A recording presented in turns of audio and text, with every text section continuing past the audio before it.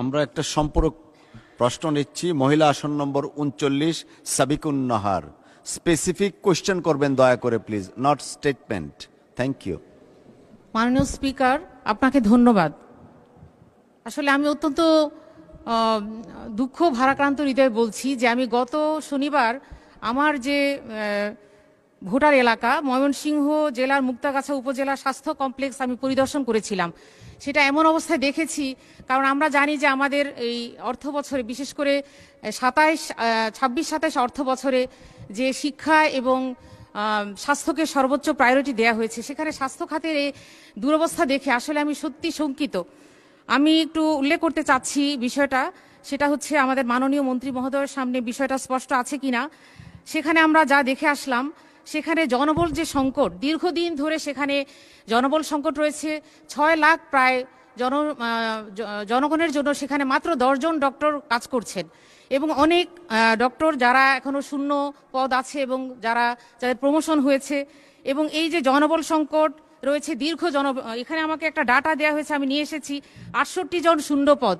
এখানে এই যে শূন্য পদগুলো রয়েছে, এগুলো কি করে এত দীর্ঘ সময় একটা হসপিটালে শূন্য পদে এতগুলো আসন খালি থাকে। এরপরে যেটা দেখে এসেছি যে চিকিৎসা স্বল্পতা আছে এবং স্পেশালিস্ট নেই সেখানে মহিলা ডাক্তারদের জন্য কোনো আলট্রাসোনোগ্রাম প্লাস আপনার এনজিওগ্রাম করা বা অন্যান্য যে বিষয়গুলো আছে, এগুলোর জন্য কোনো মহিলা ডক্টর নেই। সেখানে দেখা যাচ্ছে অ্যাটেন্ডেন্টদের সহযোগিতা নিয়ে করা হচ্ছে।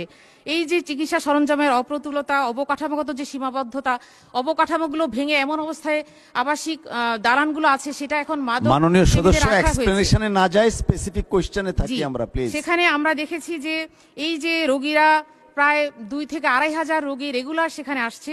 এই জরুরি বিভাগ, অপারেশন থিয়েটার, ল্যাবরেটরি, ডায়াগনস্টিক সব জায়গায় দেখা যাচ্ছে সেবার দক্ষতা এবং প্রয়োজনের তুলনায় অনেক বেশি সীমিত সরঞ্জাম রয়েছে।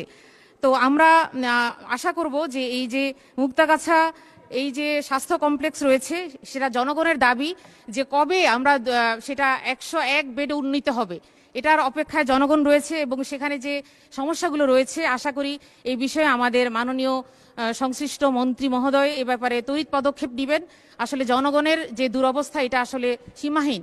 এই ব্যাপারে আমি আশা করছি আমাদের মন্ত্রী মহোদয় তড়িৎ পদক্ষেপ গ্রহণ করবেন। ধন্যবাদ মাননীয় স্পিকার।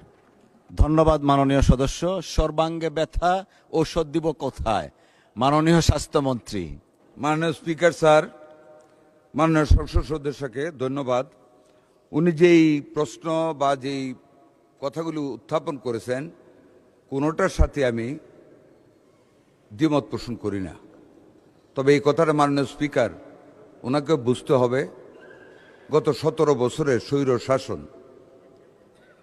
অপশাসন, দুর্নীতি এবং জনগণকে অবহেলা করা, কোনো জনমঙ্গলজনক কোনো কাজে নিজেদেরকে নিয়োজিত না করার ফলে স্বাস্থ্য খাত এমনভাবে উপেক্ষিত হয়েছে। মাননীয় স্পিকার, আমি যদি আপনাকে বলতে যাই স্বাস্থ্য খাতের কথা, আমাকে 1 ঘন্টা সময় দিলে শেষ হবে না। কোথাও কোনো রিক্রুটমেন্ট হয় নাই, অপরিকল্পিতভাবে যন্ত্রপাতি আমদানি করা হয়েছে, যা প্যাকেটবন্দি অবস্থায় এখন বাঙ্গারির দোকানে যাচ্ছে।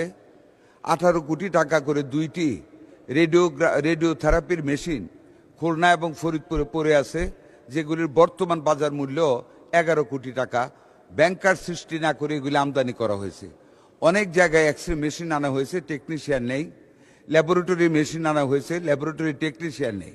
এই অব্যবস্থাপনা আজকে আমাদের এই গণতান্ত্রিকভাবে দিনের বেলায় ভোটে নির্বাচিত সরকারের উপর এসে পৌঁছেছে।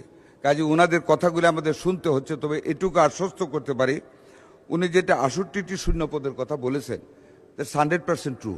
মাননীয় স্পিকার, কোনো রিক্রুটমেন্ট হয় নাই, গত 17টা বছর রিক্রুটমেন্ট করে নাই। যেখানে যেখানে কিছু অ্যাডভার্টাইজমেন্ট করেছে, এমন সব ক্লজ দিয়েছে নিজেদের লুক নেওয়ার জন্য, প্রত্যেকটার বিপরীতে রিট মামলা হয়েছে। এগুলি এখন আমরা আস্তে আস্তে, যেমন 4100 নার্সের একটা রিট মামলা করে আমরা নার্স নিতে পারি নাই। মাত্র 7 দিন আগে আমরা অ্যাটর্নি জেনারেলের সহযোগিতায় সেই রিট মামলাটা খারিজ করাতে পেরেছি। আমাদের এই 4100 নার্স এখন আমাদের কাজ করতে পারতেছে। এটা না নিতে পারলে আরও 3700 নার্স আমাদের চাকরিচ্যুত হয়ে যেত। আমরা 5000 ডাক্তার আমরা স্পেশাল বিসিএস এর মাধ্যমে অনতি বিলম্বে নিয়োগ করতে যাচ্ছি। বিগত গভর্নমেন্ট অনেক লোককে, মাননীয় স্পিকার, ডেপুটেশনে দিয়ে বিভিন্ন জায়গায় পাঠিয়ে দিয়েছে, অনেকে বিদেশ চলে গিয়েছে। এগুলি মাত্র 4 মাস হয়েছে আমরা ক্ষমতায় এসেছি। আমরা খুঁজে খুঁজে বের করে কিছু চাকরি খাচ্ছি, কিছু কল ব্যাক করে পুরনো জায়গায় আমরা নতুনভাবে ডাক্তার দিচ্ছি।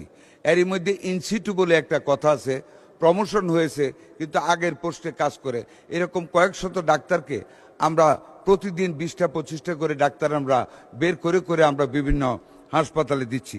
অব্যবস্থাপনার কথা যেটা বলেছেন, আমি সকল মাননীয় সংসদ সদস্যদেরকে আমাদের মন্ত্রণালয়ের পক্ষ থেকে আমি এবং আমার প্রতিমন্ত্রী দস্তখত করে একটা চিঠি দিয়েছি এবং প্রত্যেকটা উপজেলা হাসপাতালের সভাপতি মাননীয় সংসদ সদস্যগণ ওনাদেরকে অনুরোধ করেছি ওনারা নিজ নিজ হাসপাতালগুলি ভিজিট করে আমাদেরকে জানানোর জন্য।